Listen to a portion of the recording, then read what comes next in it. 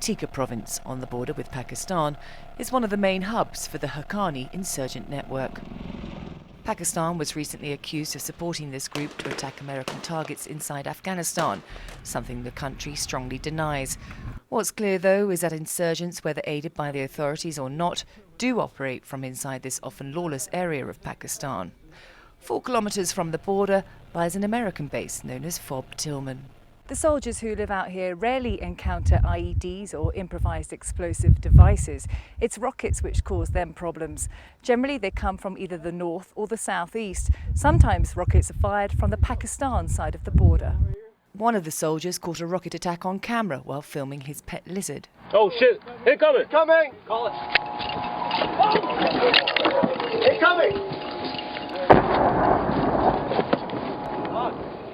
The rocket just missed the base, nearly hitting an Afghan compound. We get rockets from over the border. We also get rockets from very close to the border. And there are a great many inferences that you can draw from that. That sound is the alarm which goes off every time this base takes incoming. So far this morning I've counted 10 different explosions from rockets impacting mainly around the perimeter of the base. This is pretty normal. If it had directly hit one of the buildings, it would have caused more damage to the structure, and I'm not sure how much of our equipment it actually damaged, but that doesn't look like too much. It's frustrating because, one, you can't see them. You come here, and a fair fight would be man to man. You see the guy, he sees you, and the best guy wins. You're just fighting blind. You're not able to touch or see your enemy. So it's like playing Battleship. This footage, taken on the day of that attack, shows rockets being fired from a site referred to as OP4, an area where the Americans used to have a presence, but the previous unit was spread so thinly they pulled out. It's 1 kilometre from the Pakistan border. The return fire creates a secondary explosion, likely a direct hit on an arsenal of weapons.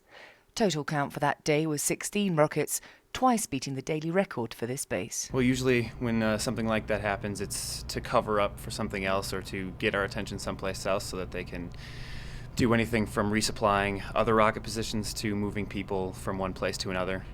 Since we have different assets that can sort of observe our surroundings in our area, they try to get us looking in one direction so we don't notice something happening in another. Fob Tillman was built just after the fall of the Taliban. It was strategically placed to disrupt insurgent activity. Fob Tillman sits on one of the easiest ways from North Waziristan, Pakistan, into the interior of Paktika province.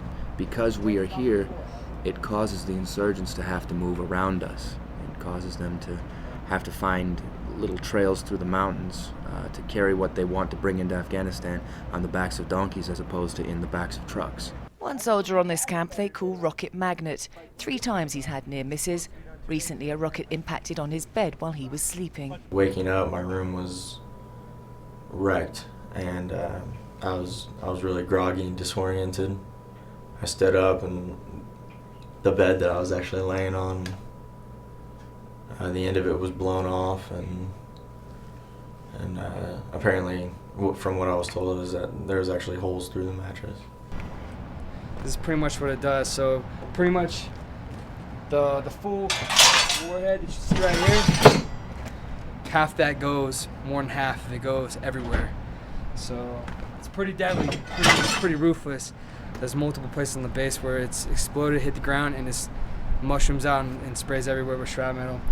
What they'll do is they'll shoot. They'll either set up what we think are rails, or they'll drive up on a truck, shoot a few rockets, and then just break contact back into Pakistan. In the distance is a Pakistan checkpoint. Americans, Afghans and Pakistanis work together in centres along the border, sharing intelligence on insurgents. The recent finger-pointing at Pakistan hasn't been good for office relations. I think when you get to the ground level where you're looking across the border at the Afghan and Pakistan forces facing each other, trying to cooperate and attack the enemy, which is the insurgency, then that kind of public bantering back and forth makes it difficult for us because it creates a sense of, well, can I trust these guys? Are they really trying to help us out? The soldiers don't get too involved in the politics. They're too busy planning operations to take out the enemy who's firing at them. Mel Preen in Paktika, Afghanistan for the NATO channel.